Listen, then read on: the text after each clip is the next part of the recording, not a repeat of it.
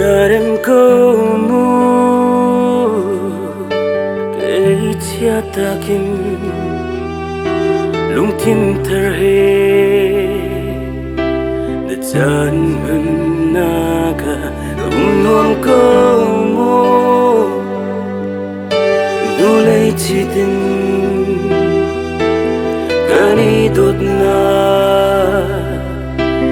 pil ko tak mo ni le tla kum le chan na an le cây lo in mo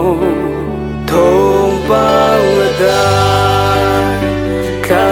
vai kia zil khi sha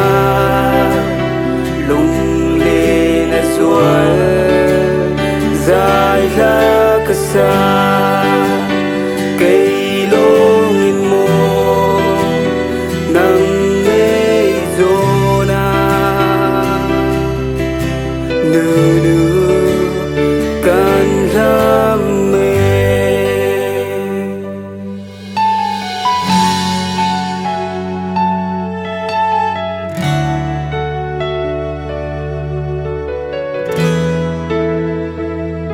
kan chan tha vial te an rok tuan bia mena an chang ka ruat ko shrim lo na nuam ko mu nu lay chi tin kani dot na phil ko tak mo ni la kha kum la chan na an liam cây long in mo thong bang dai kha vai akia sil khi asha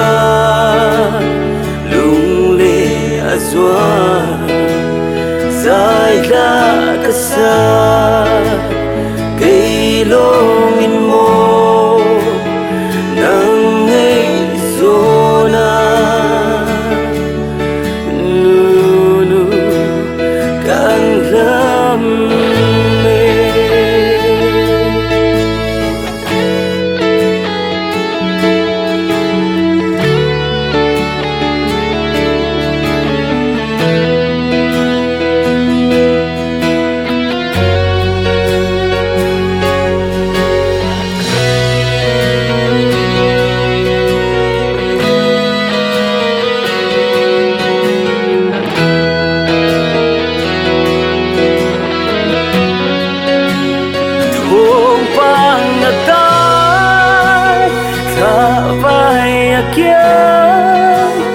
Zil clear sang lung lên xóa